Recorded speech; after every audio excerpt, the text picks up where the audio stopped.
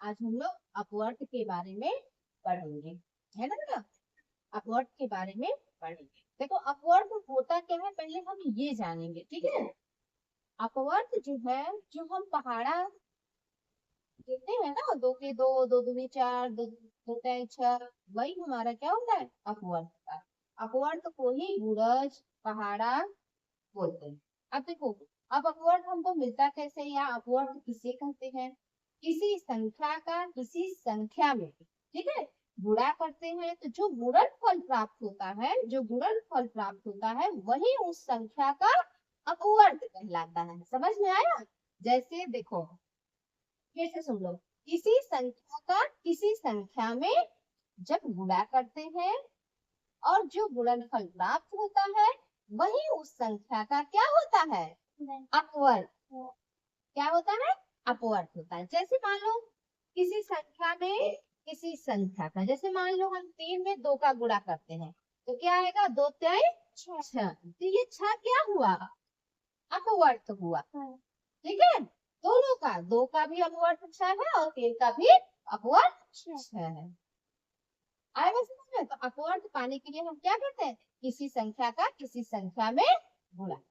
और जब बेटा किसी भी संख्या का अपवर्त यदि हमको पाना है, जैसे मान लो 2 का अपवर्त हमको निकालना है, तो उसमें क्या करेंगे, क्रमागत या लगातार संख्याओं का गुणा करते चले जाएंगे और हमको अपवर्त मिलता जाएगा। जैसे 2 में 1 का गुणा करेंगे तो क्या आएगा, 2।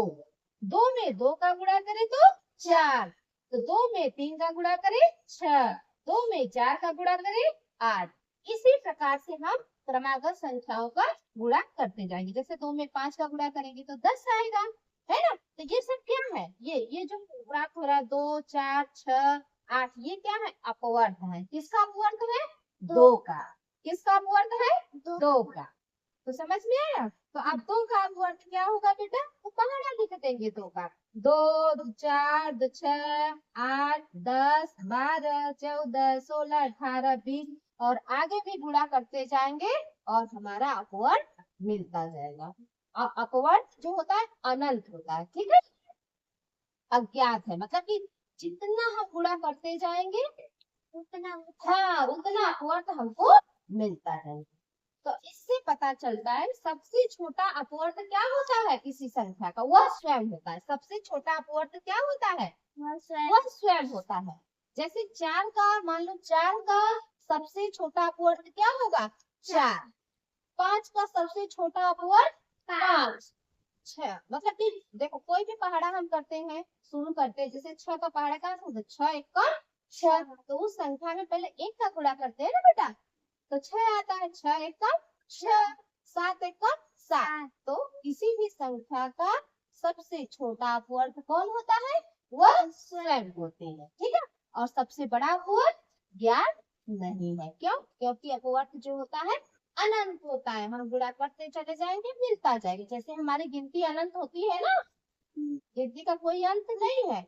आगे संख्या लिखते जाएंगे, गिनती हमारी मिलती जाएगी, मिलती जाएगी, मिलती जाएगी। हम लिखते लिखते तब जाएंगे पर गिनती हमारी खत्म नहीं होगी। उसी प्रकार से हमारा अपवर्त भी क्या है, मिलता जाता है। आज बात समझ कि अपवर्त किसे कहते हैं, जब हम किसी संख्या का किसी संख्या में गुणा करते हैं तो जो गुणनफल, क्या बेटा, गुणनफल, जो गुणनफल प्राप्त होता है वही उस संख्या का क्या होता है, अपवर्त होता है। अपवर्त होता है, क्या होता है, अपवर्त। ठीक, समझ में। अब जैसे मान लो 4 का अपवर्त लिखना है, 4 का अपवर्त तब क्या होगा बेटा, अब 4 का अपवर्त है तो 4 का क्या लिख दो, भाड़ा लिख दो। क्या लिख दो, 4 कामा 2 4 दूनी 8, 4 तिहाई 12, 4 चौक 16, 4 पचे 20। इस तरह से इसे पहाड़ा लिखते जाओ और 4 का अपवर्त मिल जाएगा। तो आएगा समझ में। अपवर्त यानी गुणज या पहाड़ा। उसी संख्या का, जिस संख्या का अपवर्त पूछो उस संख्या का क्या लिख दो, गुणन। हाँ, गुणा कर दो किसी संख्या में या तो पहाड़ लिख दो, वही अपवर्त होता है। समझ में। हो गया, डन हो गया।